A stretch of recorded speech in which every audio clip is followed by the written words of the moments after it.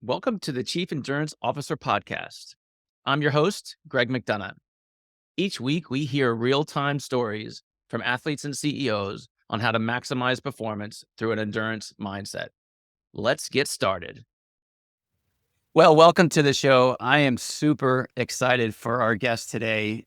He has made history as the first and only person with Down syndrome to complete an Ironman, shattering expectations and inspiring people around the world.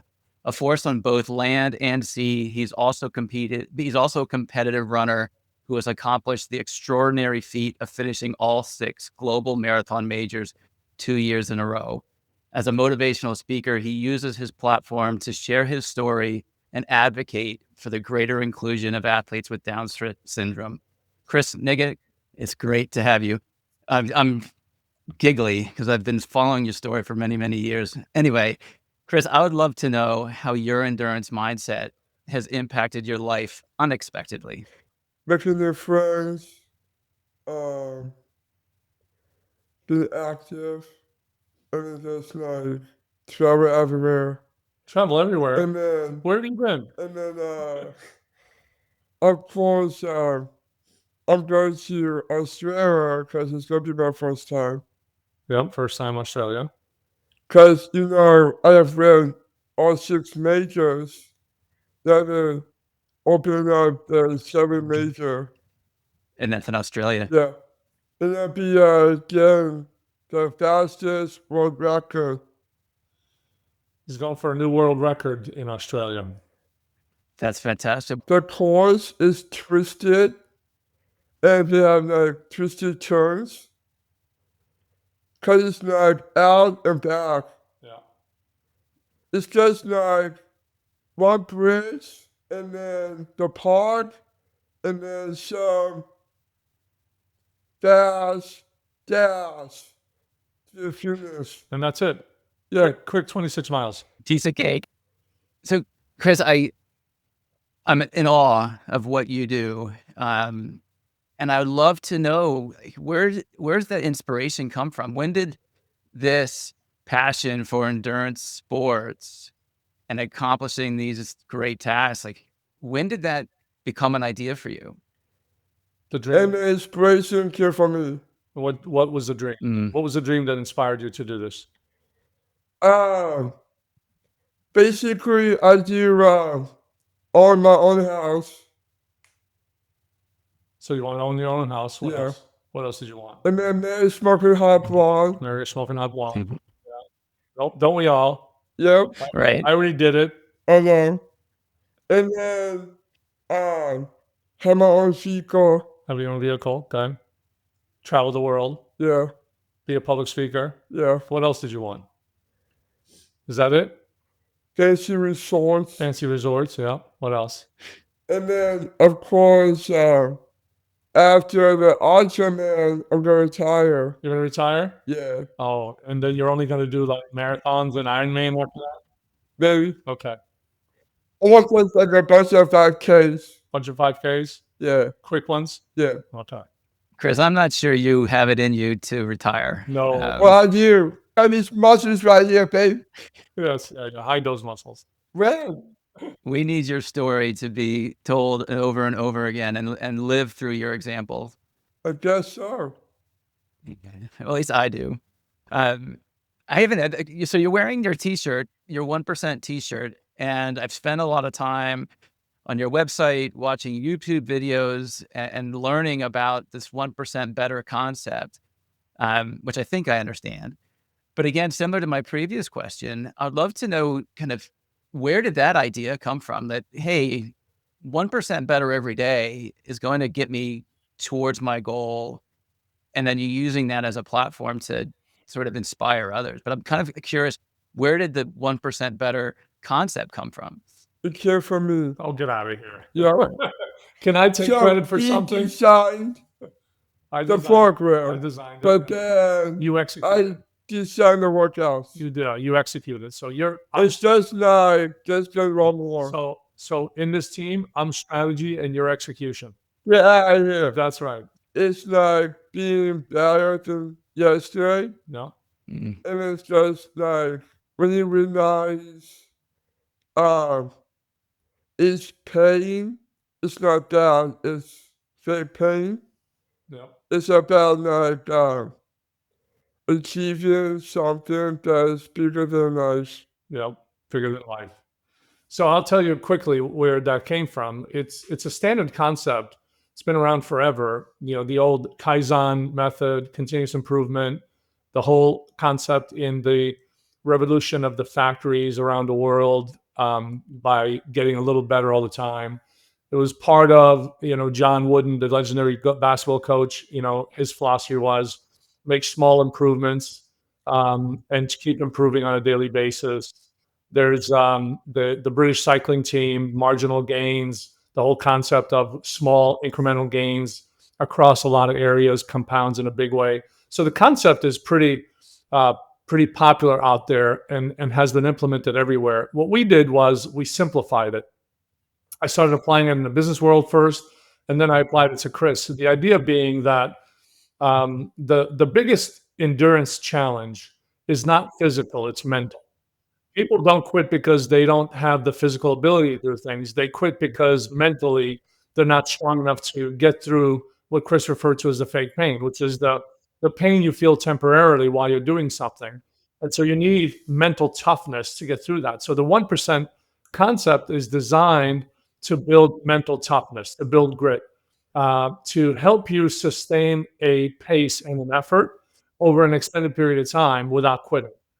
And so the entire training program is designed with this concept of just one more. Every day we do something, we look back at the last time we did that same thing, and we say, what did we do last time? So, for instance, we did 50 laps in a pool, and we did it at a 2:30 pace. Then the next time we do that workout, we're either going to do 51 laps, or we're going to try to do under a 2:30 pace. Either one is better than the previous one. And so we look for a variety of ways to execute something, but we always look for a way to make it better than the last time. That way, mentally, he knows that he can always do better, he can always do more, he can always go further. So, in the middle of an Ironman or a run of an Ironman, he gets really tired and things hurt. He knows he's not going to quit because mentally he's already trained for that. So that's what the 1% better is. It's a lot of people think it's a physical thing. It's actually not. It's 95% mental. The physical part kind of follows and it takes care of itself. It's the mental part that gets you through it, and that's what the full 1% better system is all about. That's awesome. It reminded me of my childhood, and my parents, when they would tuck me in, my dad would say, every day, in every way, you get better and better. And that's been a mantra that I've carried, to your point, into Ironman, right? I mean, you're at mile 20 in the run and you're not having a good day. You kind of use these mantras to get you through to the next step. Yeah, and that's kind of the idea is you burn that into your subconscious mind that you can go one more mile, one more block, one more anything. And if you train that way, then when you get to the event itself, that mindset kicks in when you need it most. And so the 1% better system is all about building grit, mental toughness, and a will to not quit when your body and your mind is telling you to quit. But through training and through experience that you have more in you and you can sustain it. And it's really designed to get people through the tough part of the race. Nick, I'd love for you to give the audience a little bit of your background. And it sounds as if you mentioned workshop a few times. It sounds as if the two of you use this concept in the business setting and keynote settings. And can you talk to us a little bit more about that? Yeah, so I designed this concept. I own a consulting firm. I'm in the sales consulting business. I help large companies design their sales systems, process, tools and technology to measure everything, their metrics. And then we do training and coaching on achieving and building a culture of continuous improvement. So this concept, like I said, has been implemented everywhere and successfully everywhere. And I've implemented it in the sales organizations. Then I took that concept and modified it for Chris to make it simpler, more intuitive, easier to understand, easier for him to follow. Because if he's just doing things robotically, it doesn't work. He has to understand what he's doing and why. so that when things get tough, you can have a conversation with him and he understands where he is and what's just happening and how he can get through it. And so the 1% really has been designed and altered and simplified so that it makes sense to Chris. And he learns it repetitively through training and through execution, and then he's able to execute it in the events themselves. And so I practiced this concept for 15 years in the business world before I applied it to Chris. It's super helpful. Chris, I have to ask, what has been your favorite race so far? Australia. You haven't been to Australia yet. It's all about the favorites of all the ones you've done now. You did Challenge Roth, you did Ironman Hawaii, you did all the 6 majors. You like Hawaii the best? Yeah. Tell them why. Hawaii women. Oh, stop. Everywhere. Beach, resort, pool. Yeah, true. All true. And completing an Ironman Yeah. is like celebration. Oh, Ironman Hawaii is a celebration. Getting through those bad winds on that Javi mountain. Yeah. 60, 40, 50, 60 mile an hour winds. That was fun, wasn't it?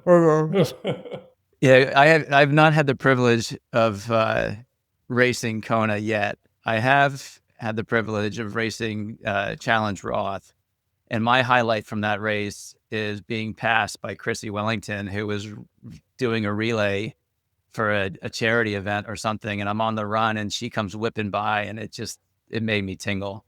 That's awesome.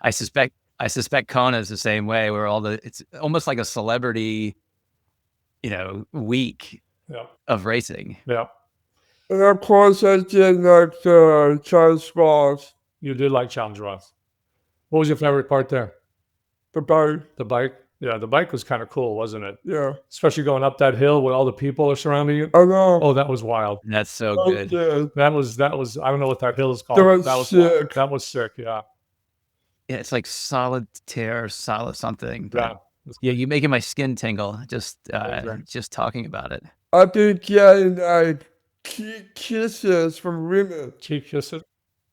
You love that, don't you? And then like, keep going, niggas.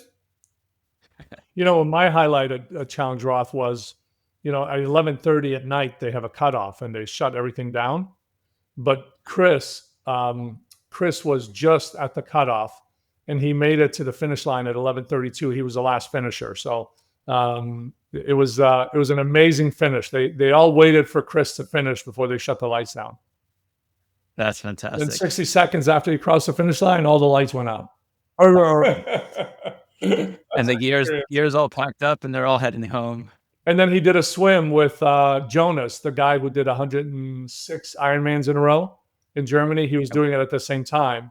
And so at the lake we were staying, Jonas came and Chris went and did a swim with him while he was in the middle of his journey to do 106 Ironmans.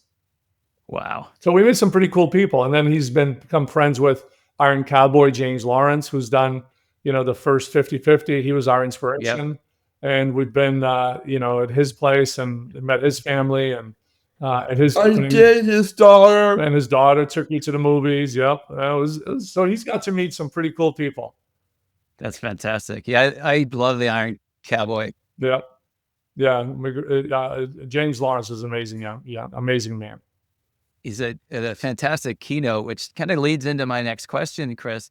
Talk to us about your keynote speeches. Who do you like to talk in front of?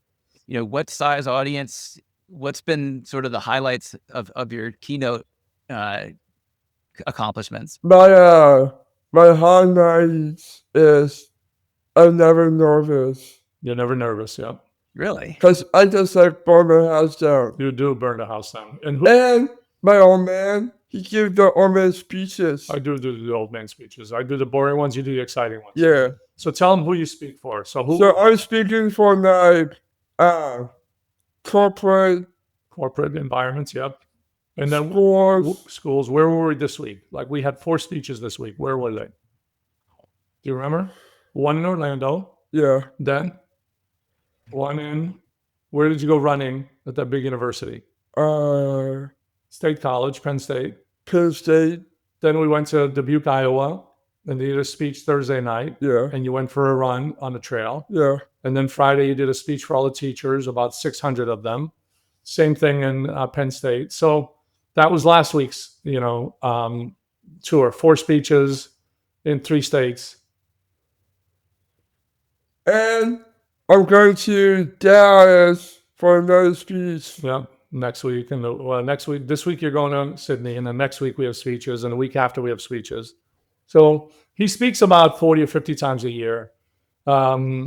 He talks about his story and his journey, and the power of 1% better. And a lot of companies and schools are actually implementing the concept of 1% better in their philosophy. And so they love the story, but they love the theme. It's a kind of a combination. And so he's the living embodiment of what's possible when you build a culture of 1% better. And so his speeches really have sustained themselves because when people hear him, they see and feel the challenges, right? Because of his speech and his challenges physically and cognitively. But then they see how he's been able to overcome all those challenges and still become an Ironman, a marathoner, a public speaker, independent. And so the gap between where he's supposed to be and where he's gotten and the system of 1% better really helps reinforce the concept for everybody. And it gives them a leave behind that they can implement as an organization. So when we were in Iowa, West Dubuque, Iowa School District, their theme for the last year has been better every day. Right. And so Chris's speech, 1% better, fits right into that. And a lot of corporations are like that. So the sustainability of the keynotes is one, when people hear him, they love the message and how it makes them feel. And so 99% of all the speeches we get are inbound because people hear it, they tell someone about it, and then we get more calls and it just sustains itself. So at first you might think the way Chris speaks, right, would be a challenge. But it actually turns out to be a blessing because people know how hard it is for someone like Chris to even speak, let alone 100%. deliver a keynote speech and be as good as anybody who they've ever heard. Well, and the authenticity is just impactful as well. Exactly. The authenticity, the reality of the situation, right? It's not something made up. It's, as you can see, Chris is Chris, right? But it doesn't prevent him from being an Ironman and a marathoner and a public speaker and buying his own house. It doesn't stop it from that. And so it inspires people to really believe in their own ability. Chris, you had me when you said you don't get nervous. Yeah. And so I'm curious, has that always been the case, or was the first few times you a little bit nervous, or have you No. practiced so much that Zero. you've just become natural? Zero? Zero. You're just ready to go. Keep on the house down. He loves people. The thing is, he loves people. He loves a crowd. He loves the social aspect of it, and he loves the energy. So I think, God gave him that one gift, and probably others as well. But many of us think about speeches and we get nervous. Not him. So my older brother was born with a mental disability, and I got to tell you, every time we're together and we go to a restaurant or we go into a room of people, he is not shy to go and introduce himself. Yeah. And it's so warming that his personality is that way, because I walk into a room and I just want to find a corner to hide in. I understand. And Chris is like that. He's my entry into meeting people. Chris, I'm curious, how do you like people talking about you? Like when you hear people sharing your story and your inspiration, and you hear people talking about you while you're in the room, how does that make you feel? Pretty good. It's like some people don't understand that they have kids. And then I guess the message that I'm giving them is for their kids has to be an Ironman. Everybody's kid has to be an Ironman? Yeah. Oh, I wish. Marathon. Minimum Get marathon. married to a smoker blog. But there's only so many smoke blunts to go around. I know. I know. And you've taken them all. Yeah. I've been taking other women myself. Chris, give us some flavor, some inspiration to our audience, right? We've got this platform. We've got hopefully a few hundred people listening to this, maybe even 1,000 people listening to this. They know your story a little bit, but give us a little bit of a little bit more of who you are and where your passions are. Like, I want to hear more from you. So I'm a American athlete who basically was a boy in a dream, but now is a man in a dream. So tell them a little bit about And your, then it's more about like enjoying life. enjoying life. So basically I train every day. It's about like 4 to 8 and then 3 to 6. So tell them what Every you did day. yesterday. Give On them, all workouts. give them specifics about what you did yesterday. You woke up and then what? Smart trainer. Smart trainer. And then what? Mhm. After smart trainer, you went to the gym and did what? Pull-ups. Pull-ups and push-ups. Where did you go have dinner with?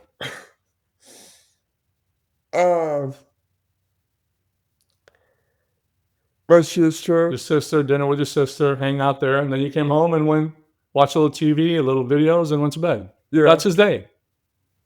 He was fun all day, between workouts and social things and massages and naps and all that. He's just a normal day. Well, Nick, there's a lesson there too, right? It's doing what you love so much that it becomes a lifestyle. Yeah. Right. And that's, I think, a message for our audience and for entrepreneurs and for business people and the athletes is like finding that thing that gets you going every day and wakes you up out of bed and you just start thinking about it and you've got very specific goals and you got like, that's the dream, right? The dream isn't the big house. The dream is that every day you wake up and you get to do what you love to do. Yeah. And right, you're inspiring people, right?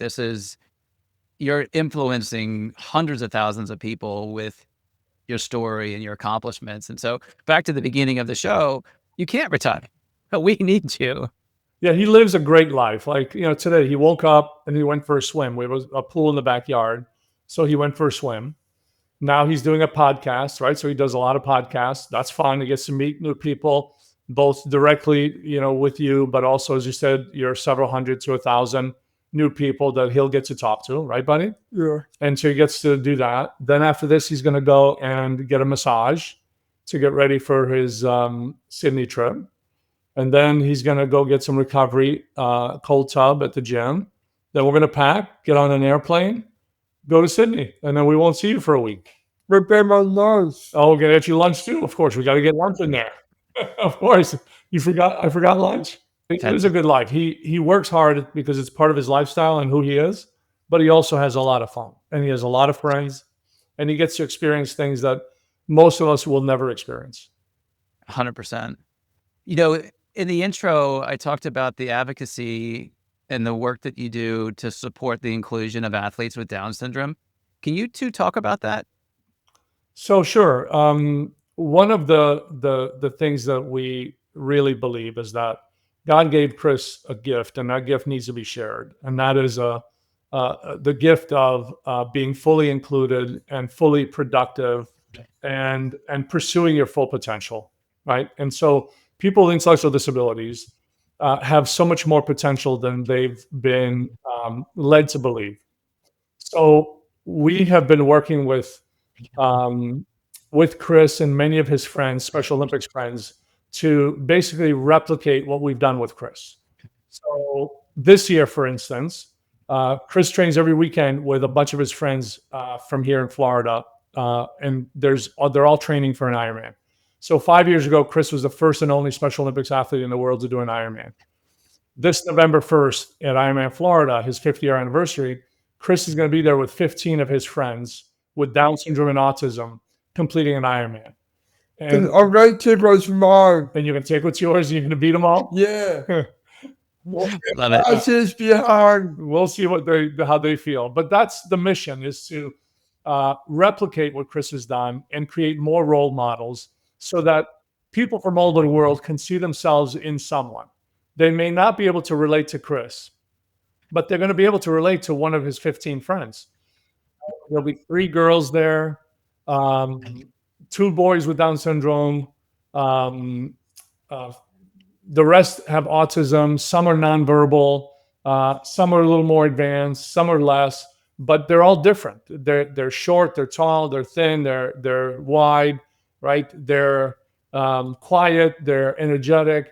They're like the rest of society, and so they become role models. So our mission is to help as many people achieve their full potential and become role models, so we can scale this thing nationally and globally and really show the world that our kids with intellectual disabilities can be fully included in all areas of life. They can be fully employed, they can be fully independent in terms of living, and they can be fully included in all the social activities that make life worthwhile. So that's our mission. And as part of that mission, we're starting an academy in Orlando.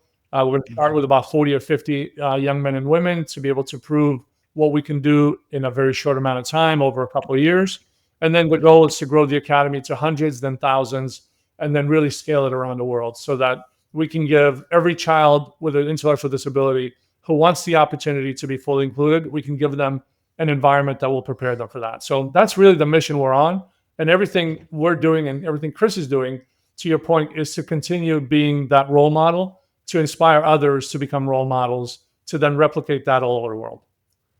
That's fantastic. Is there a way for our audience to support that mission? Yeah. So Chris has a 1% Better Foundation. They can go to his website, chrisnikic.com, and they can help in several ways, right? One is obviously, they can make a contribution because the foundation is going to sponsor as many young men and women who can't afford to come as possible. And then they can offer to be volunteers. We need a lot of guides to guide our athletes at events all over the world. So if you want to be part of this movement, you can be a guide. So if you run marathons or do triathlons, you can be a guide to one of our athletes. And the other thing is you can create awareness and promote this movement. And everybody knows someone with intellectual disabilities. You can share this message with others in your community, family members, and really just start to create awareness for what's possible and help any way that they can. Certainly they can get one of these 1% t-shirts and promote it on social media and tell other people about the 1% Better movement and the mission of inclusion in work, live, and play. And the more people that get involved and the more they share with other people, I think the more the belief system is going to change. And as the belief system changes, people are smart enough and capable enough and resourceful enough that they'll come up with solutions to help our kids achieve their full potential. That's fantastic.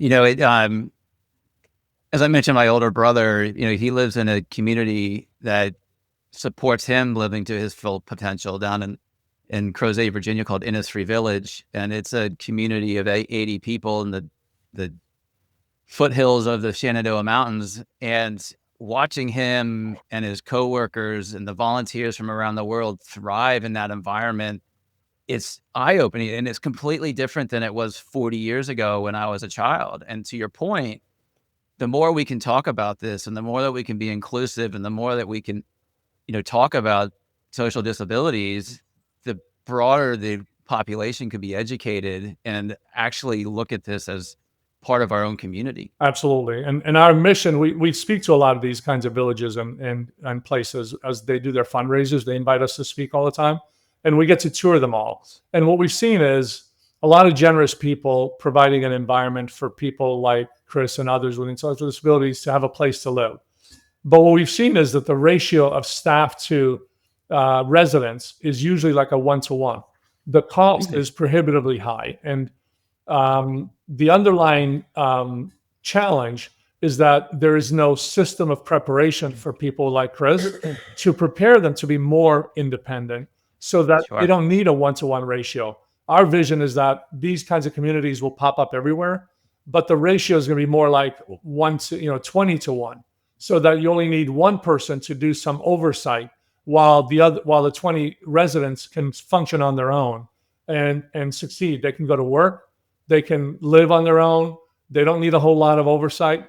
Now it becomes scalable and affordable. So the academy is meant to take someone who might be almost fully dependent on a community to someone who is only 5% dependent on a community.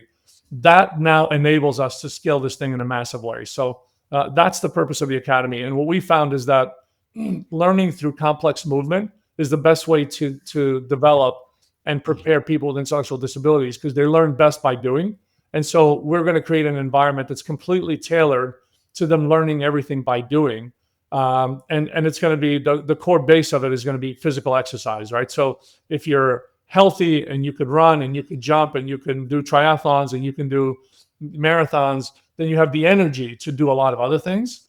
And then everything else becomes a lot easier. So the core of our system is going to be physical development to develop health and energy, and then skills, job skills, social skills, independent living skills, and then really put them in a situation where they are working full-time, making full-time wage, and paying for their own living facilities. So we don't need to count on charities to be able to create these villages for them. They can actually end up living in homes that they own with other members of the community and be fully included in society. So we've got a little different vision to take it to a whole nother level, because we really believe through Chris's example and all his friends now that they're significantly more capable than we give them credit for. 100%. That's fantastic. That's so powerful. And it's you almost have me speechless. And we will include links to the foundation, links to your academy in our show notes. So anybody who wants to track or contribute, please scroll down and find that information in our show notes. Chris, any parting words for our audience that you'd like to share? Just be who you are. Be who you are. Anything that could help them is the mindset of just like one more. It's all about the mindset. So if there were other boys and girls with Down syndrome and autism out there, what would you tell them to do? They might be tough. Mm-hmm. Just one more. Until they realize I was real. Do one more until they realize they could win. So if you know anybody with like Chris, in their 20s and 30s who might be interested in the academy, we're going to be taking applications soon. And just let them know they can at least reach out to us, and we'll let them know more. And then we'll start having some camps where people can experience what it's going to look like and what it's going to be like, so that they can understand if it's for them or not. So thank you for that. I will definitely keep that in mind as my network grows and my community grows. For those of you in the audience, if something rung a bell for you today, or you've got a friend or a family that could connect with Chris, please connect with Chris. Please connect with Nick. Follow this show. Please subscribe. The work that you two are doing is beyond inspirational. It's actually a lot more than I expected when I started this podcast recording. So thank you. Chris, I can't wait to watch you in Florida, and good luck in Sydney. Thank you for being on the show today. You've really, I feel like I'm 10% better than yesterday just from this conversation. So Greg, one final thought I want to give you is I have a lot of ideas about how to help Chris and his friends, but those ideas would never see the light of day if we didn't have, first of all, Chris, who was willing to do the work and execute and be able to see those ideas come to life. And then they certainly wouldn't scale if 15 of his friends didn't also have the grit and the mindset and determination to also finish an Ironman and to show what's possible. And then, 15 or 20 or 40 others behind them. So while, ideas are a dime a dozen, what really makes ideas work is execution. And Chris is as good at executing as anyone I've ever met. He has this determination to just keep going and just keep getting things done. And this whole journey is possible because of him, and others like him. And so the message is we need to believe in the possibilities of our kids, really see them for who they can be, not who society dictates that they are at this moment. And so when Chris says, be who you are, what he's saying is be who you are, the person God made you to be, not the one everybody keeps telling you are. but the one that you really are. And they are so much more capable. And my vision is that I'm around long enough to see millions of young men and women like Chris doing things like marathons and triathlons and living a full life and independence and working full time and really being part of the community. And that's the journey that we're on. And we're hoping more people will join us. I love that journey, and I'm on it with you. And I hope our audience has taken that message away and will join our journey, because that would be in a wonderful world to live in when we accomplish that. Yep. Nick, Chris, thank you for your time. You've inspired millions. You've changed my life just in the 40 minutes we've been together. I look forward to watching you in Sydney, and I might even consider coming down to Florida. You've inspired me that much. Thank you again for being on our show today. Thank you for tuning in to the Chief Endurance Officer podcast. To hear more inspiring stories and strategies around the endurance mindset, be sure to subscribe below or visit us at chiefinduranceofficer.com. Until next time, keep pushing those limits.